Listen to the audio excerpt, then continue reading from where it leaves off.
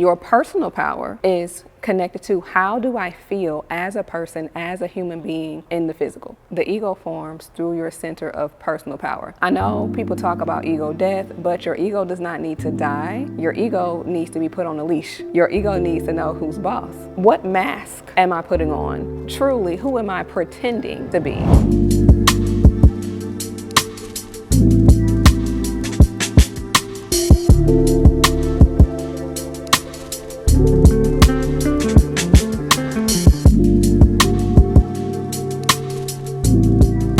Peace family, my name is Zen. Welcome to A Moment with Zen, and I am so excited to have you here with me today as we commune in spirit and in love.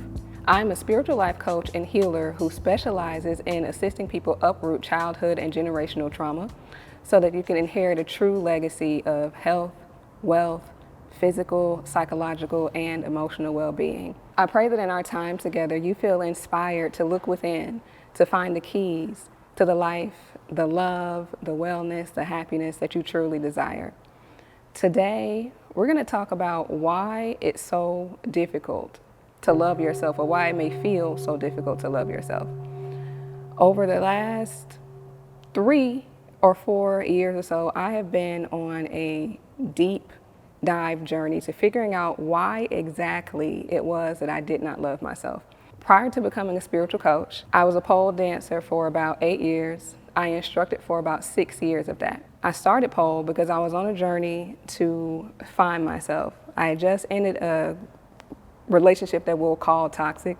We'll put big quotes around that because my definition of toxicity has changed over time. But at the end of that relationship, the person that I was with told me that I wasn't sexy. So I'm a problem solution type person. And so since I was told I wasn't sexy, my immediate response was, how does one become sexy? So me, all the way in my masculine energy at this time, I went on the internet, I Googled, how do you become sexy? I saw a couple of videos. I'm in my bedroom practicing, trying to make it clap. I was not satisfied.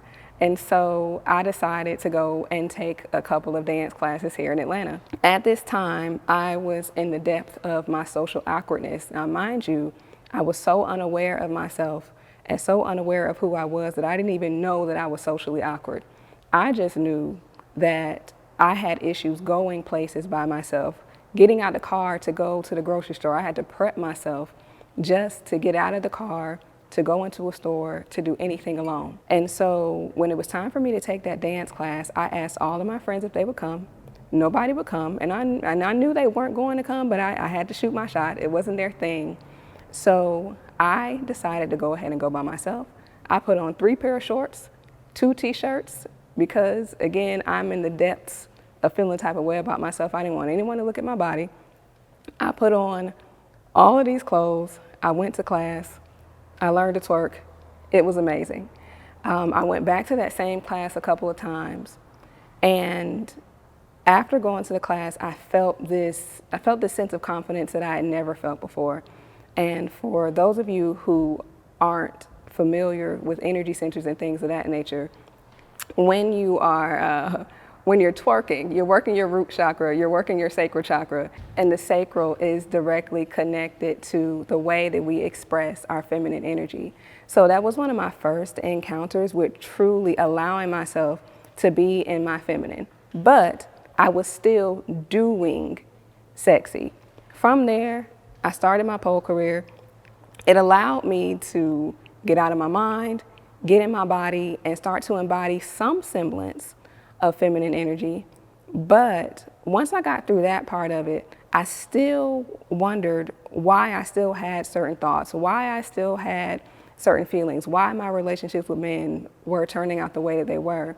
And I noticed that there were certain patterns that I was repeating. Every single relationship I had was turning out the same way. My friendships were looking the same way, and I was seeing the same story just play out over and over and over again in different ways inside of my life experience. It was at the pinnacle of my pole career where I'm teaching pole full time. At this point, I quit my corporate job. I'm being flown overseas to teach. I'm winning competitions. I'm doing all the things, but something just was not right. Something didn't feel right. I was still having certain thoughts about myself. I was still repeating these same relationship patterns. Everything looked right on the outside and on paper, according to the goals that I had, according to what everyone else was saying around me, but I was still having major self-esteem issues. So I started to learn the importance of reverse engineering whatever is wrong with the person. This started with my clients, and once I saw that it worked for my clients, I started to do it for myself as well. I really wanted to get into the root of why it was that I was having these thoughts. I was accomplished, I was doing all the things. I had the house, I got the car, I've got a beautiful child. We've got all the things. Life is looking good. But for some reason, there was still just that feeling that something was not right, something was not complete about this. One day, I was sitting in private ceremony with one of my spiritual sisters, and we were doing just some deep work around our maternal things. Both of us are middle children, so if you're a middle child, you already know the implications of being a middle child. You feel neither seen nor heard, but there's also this feeling of having to hold everything together. And I was taken to look at what happened when my mother was pregnant with me.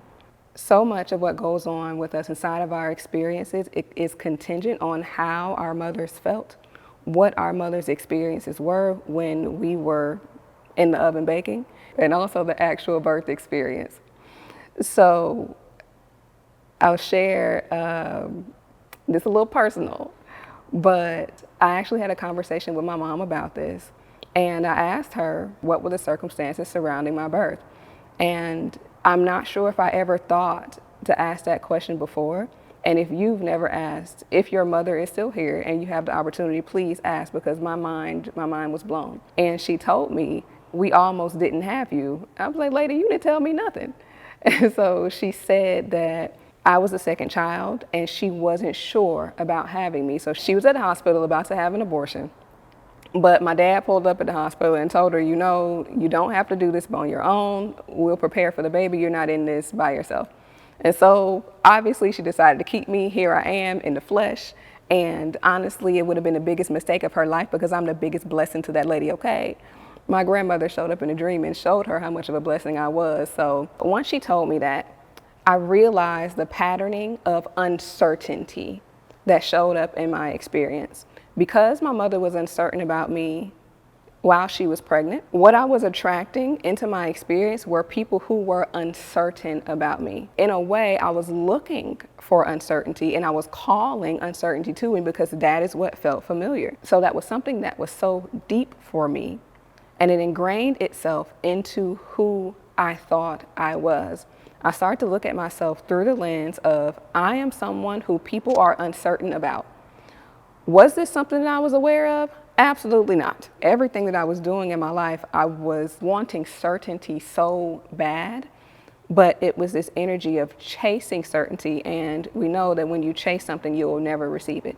Let's talk a little bit about the formation of the ego, because that's going to help us understand why it's so difficult to truly feel that self-love in mind, body, and spirit. The ego is connected to our third chakra, the solar plexus.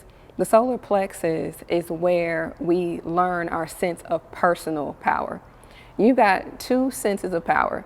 You've got willpower, which is more so connected to your willingness to surrender to the divine. Your willpower is connected to, what will I manifest? What am I going to use my energy for? What will I choose? Your personal power is connected to, how do I feel as a person, as a human being in this world, in the physical. The ego forms through your center of personal power. I know people talk about ego death, but your ego does not need to die. Your ego needs to be put on a leash. Your ego needs to know who's boss. So around age 2 is when your ego starts to form and you really start to smell yourself. This is why toddlers go through a terrible 2, because it starts to be about me, I. That's what the ego says. But the ego forms, we'll say, on 3 levels. On the first level, this is, how do people outside of me see me? You learn this from age 2. You start to observe, what are my parents telling me to do and not to do? What is acceptable behavior? What is it that's going to make my parents love me? How am I going to receive love from the outside? Who do I need to be? How do I need to act to get the love that I want? On a second level, it's how do I see myself? What mask am I putting on? Who am I who am I pretending to be? And it's between ages 2 and 7 that you start to figure out who you want to pretend to be as you walk around the physical reality. And honestly, we need that. We need some type of persona. Persona actually means mask. We need some type of persona to survive in Western society. So the development of the ego is necessary in order for you to adapt, but most people over-identify, and so you think you're the persona. And so as you get older, you've been wearing this persona. We can call it a mask, we can call it a costume. You've been wearing this costume your entire life. And at some point, and a lot of times, sometimes it happens in teenhood, teens start to rebel because they've been whoever their parents want them to be, and it just doesn't work. The mask isn't fitting. The mask is not masking. The costume is no longer costuming. They don't quite know how to articulate that I don't feel good in my skin. This is honestly one of the reasons why we see such a high rate of teens who want to commit suicide.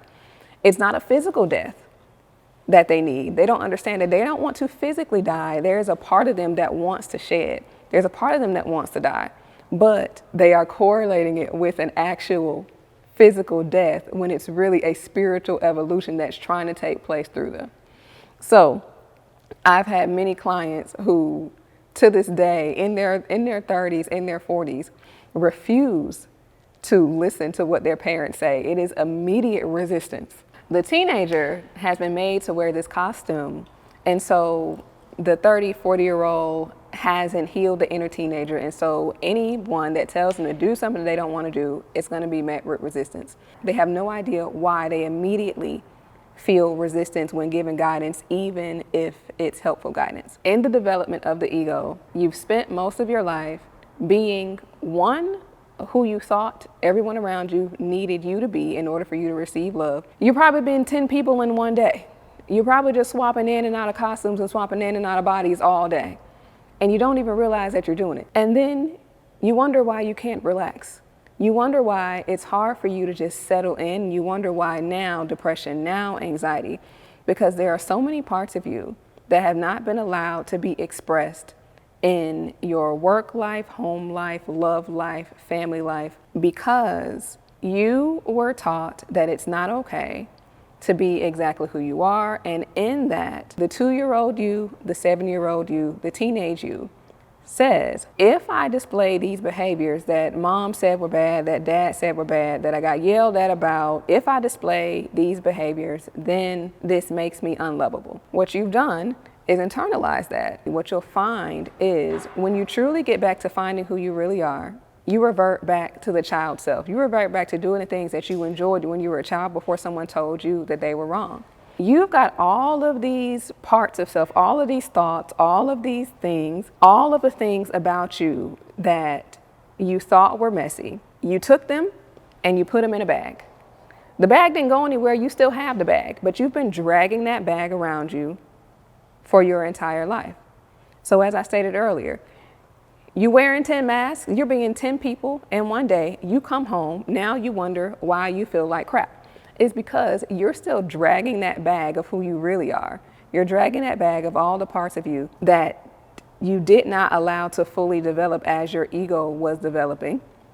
And now you have no idea what to do with it. So the beautiful thing about the way that we're made up as spirits in these physical bodies is that there's a part of you that is always going to prioritize your healing.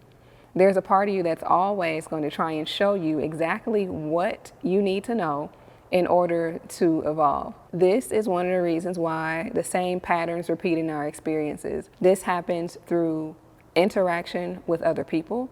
And this is one of the reasons why relationships are one of the most powerful vehicles for spiritual growth. Exactly how is it that you'll be able to see yourself if not for a mirror? That part of us that will always gun for our healing, that part of us that is really team you, It's going to continue to put people in your experience, scenarios in your experience. It's going to show you every moment of every day what it is that you need to look at.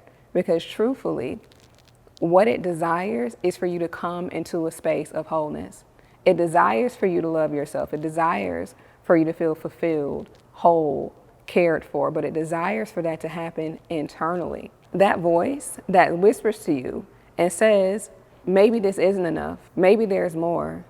Maybe I can do something different. That voice that whispers to you, it's the inner child. It's those things that you stuff in the closet, because those parts of you want to come forth. They want to come out. And so you start to listen to that small, still voice inside of you. You start to adopt practices of meditation. People say, how do I meditate? Sit still for 5 minutes, close your eyes and breathe. That's it. That's it. There's no right or wrong way to get still and connect with yourself. You listen to whatever thoughts are in your mind. I've had people tell me that they start to feel anxious, and so they don't like to meditate because it brings up their anxiety. Good.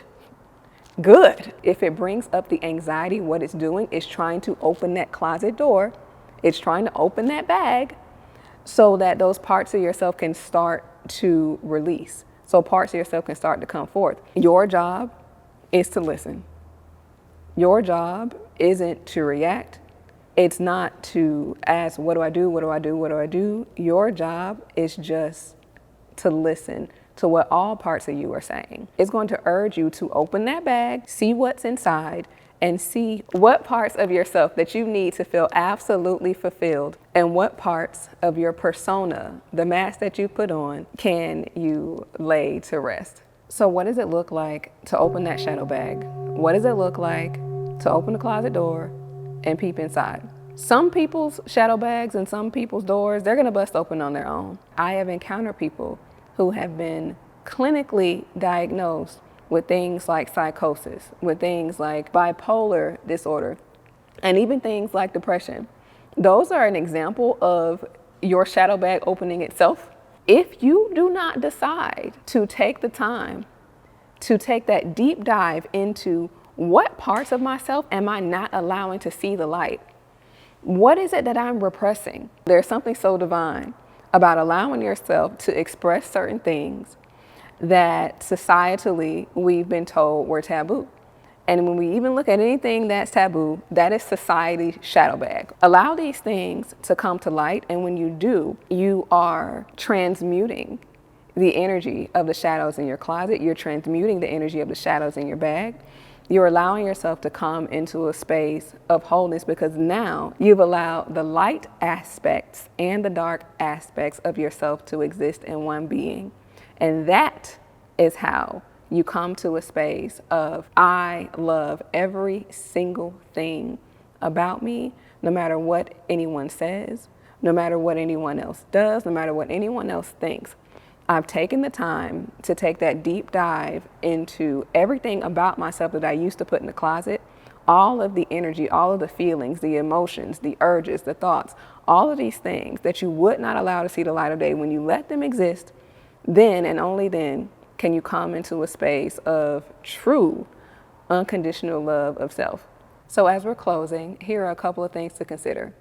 One, how can you possibly accept something that you don't understand? You might think you understand yourself, but your understanding of self can only go as deep as you've looked. And 9 times out of 10, you've only looked at the things that feel really, really good about yourself. So in order to truly accept everything that you are, you got to take the time to try to understand everything, every single thing that you are. And second, I'd like you to consider why it is that you believe what you believe about yourself. Why is it that you wear the persona that you wear? Why is it that that is the mask that you decide to wear? It is my sincerest wish and prayer that you found value in our communion today. What I desire most is that everyone take these words and they touch the souls that they need to touch.